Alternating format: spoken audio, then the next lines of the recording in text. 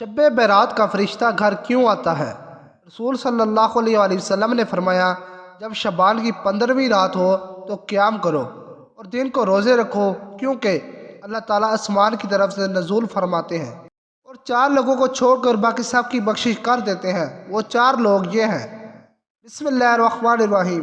شب برات شعبان المعظم کی 15ویں رات کو شب برات کہا جاتا ہے۔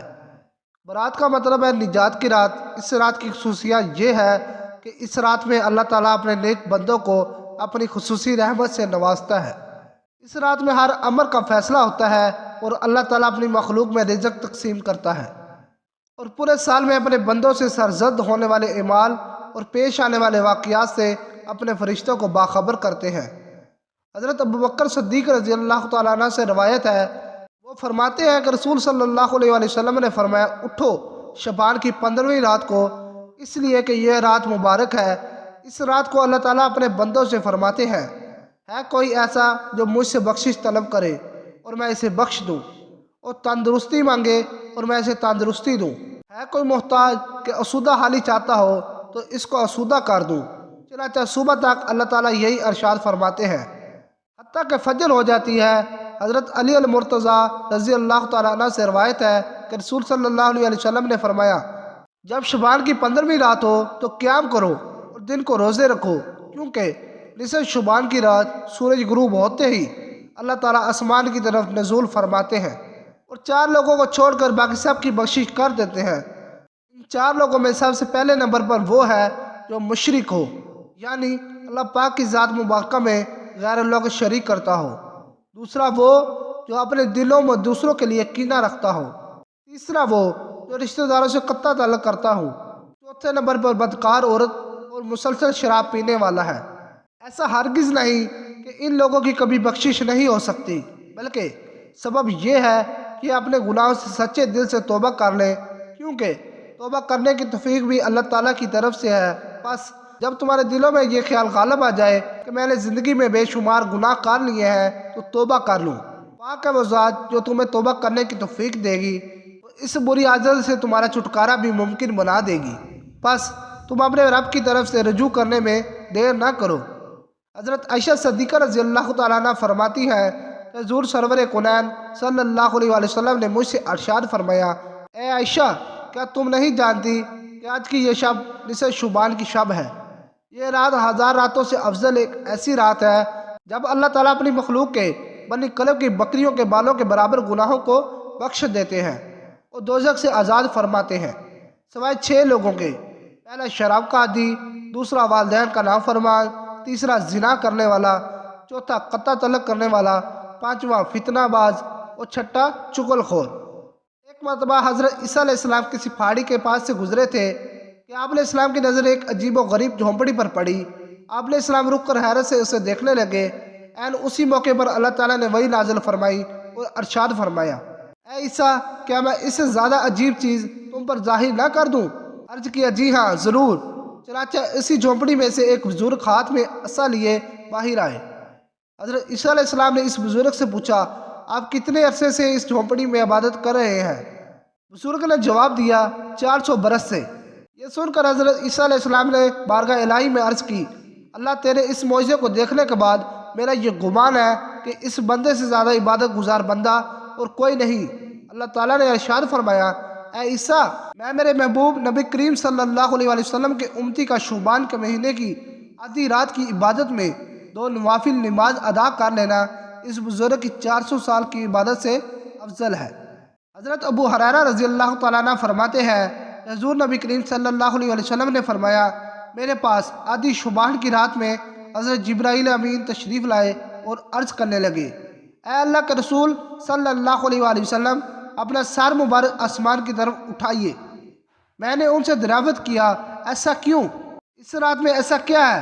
حضرت جبرائیل علیہ السلام فرمانے لگے، یہ وہ رات ہے جس رات اللہ تعالیٰ رحمت کے 300 دروازے کھول دیتے ہیں اور ہر اس انسان کو بخش دیتے ہیں جس نے اس کے ساتھ کسی کو شریک نہ ٹھہرایا ہو، بشرط یہ کہ جادوگر نہ ہو، سود خور نہ ہو، زانی نہ ہو، شراب کا عادی نہ ہو۔ ان لوگوں کی اللہ تعالیٰ اس وقت تک بخشش نہیں فرماتے جب تک کہ وہ توبہ نہ کر لیں۔ ماہ شعبان کی 15ویں شب کے بارے میں حضرت محمد صلی اللہ علیہ وآلہ وسلم فرماتے ہیں، اے عائشہ، کیا تم جانتی ہو اس رات میں کیا ہوتا ہے؟ عرض کیا، یا رسول اللہ صلی اللہ علیہ وآلہ وسلم بتلائیے اس میں کیا ہوتا ہے؟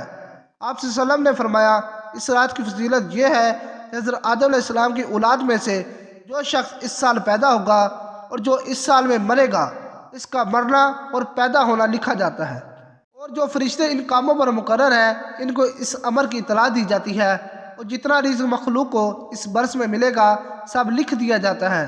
اور اس 15ویں رات اللہ تعالیٰ سورج ڈوبتے ہی اس دنیا کے اوپر جو آسمان ہے اس پر تشریف لے آتے ہیں اور ارشاد فرماتے ہیں، ہے کوئی جو مجھ سے بخشش کا طلبگار ہو، رزق چاہتا ہو، مصیبت کا مارا ہو، دعا کرے تو میں اس کی مصیبت کو دور کر دوں گا۔ اسی طرح صبح ہونے تک ارشاد فرماتے ہیں، بس بندوں کو چاہیے کہ اس رات خوب عبادت کریں، اپنے گناہوں کی معافی مانگے اور 15ویں کا روزہ رکھیں۔ اللہ تعالیٰ اس رات میں اپنی مہربانی سے بے شمار بندوں کو بخش دیتا ہے، مگر کافر، مشرک، کینہ رکھنے والا اور قاتل کو نہیں بخشتا۔ حضرت عائشہ صدیقہ رضی اللہ تعالیٰ عنہ نے فرمایا، ایک رات میں نے رسول صلی اللہ علیہ وسلم کو بستر پر نہ پایا تو میں پریشان ہو گئی۔ میں آپ صلی اللہ علیہ وسلم کی تلاش میں گھر سے باہر نکلی۔ میں نے دیکھا کہ آپ صلی اللہ علیہ وسلم بقی کے قبرستان میں موجود ہیں اور آپ صلی اللہ علیہ وسلم کا سر مبارک آسمان کی طرف اٹھا ہے۔ اس رات اللہ تعالیٰ آسمان پر تشریف فرماتے ہیں اور نبی قلب کی بکریوں کے بالوں کے برابر انسانوں کو دوزخ سے آزاد فرماتے ہیں۔ پھر فرمایا، کیا تم آج رات مجھے عبادت کی آزادی دیتی ہو؟ میں نے عرض کیا، ضرور۔ پھر آپ صلی اللہ علیہ وسلم نے نماز پڑھنا شروع کر دی اور قیام تخفیف کی سورۃ فاتحہ اور ایک چھوٹی سی آیت پڑھی، اور پھر آپ سجدے میں چلے گئے۔ پھر آدھی رات تک سجدے میں رہے، پھر کھڑے ہو کر دوسری رکعت پڑھی اور پہلی رکعت کی طرح اس میں بھی قرات فرمائی اور چھوٹی سورت پڑھی، پھر آپ سجدے میں چلے گئے۔ یہ سجدہ صبح تک جاری رہا۔ میں دیکھتی رہی، جب آپ صلی اللہ علیہ وسلم سجدے میں گئے زیادہ دیر ہو گئی تو مجھے اندیشہ ہو گیا کہ کہیں اللہ تعالیٰ نے اپنے رسول صلی اللہ علیہ وسلم کی روح کو قبض تو نہیں کر لیا۔ پھر جب میرا انتظار طویل ہو گیا، بہت دیر ہو گئی، تو میں آپ صلی اللہ علیہ وسلم کے قریب پہنچی اور میں نے رسول صلی اللہ علیہ وسلم کے تلوے کو چھوا تو آپ صلی اللہ علیہ وسلم نے حرکت فرمائی تو میں نے خود سنا آپ سجدے کی حالت میں یہ الفاظ ادا فرما رہے تھے، الہی میں تیرے عذاب، تیری عفو اور بخشش کی پناہ میں آتا ہوں، تیرے قہر سے تیری رضا کی پناہ میں آتا ہوں، تجھ ہی سے پناہ چاہتا ہوں، تیری ذات بزرگ و برتر ہے، میں تیری شایع شان ثنا بیان نہیں کر سکتا، تو آپ ہی اپنی ثنا کر سکتا ہے اور کوئی نہیں کر سکتا۔ صبح کو میں نے عرض کیا کہ آپ سجدے میں ایسے کلمات ادا فرما رہے تھے کہ ویسے کلمات آپ کو ادا کرتے ہوئے میں نے کبھی نہیں سنا۔ حضور صلی اللہ علیہ وسلم نے دریافت فرمایا، کیا تم نے ادا کر لیے؟ میں نے عرض کیا، جی ہاں۔ آپ صلی اللہ علیہ وسلم نے فرمایا، خود بھی یاد کرو اور دوسروں کو بھی سکھا دو، کیونکہ جبرائیل امین علیہ السلام نے سجدے میں مجھے ان کلمات کو ادا کرنے کا حکم دیا تھا۔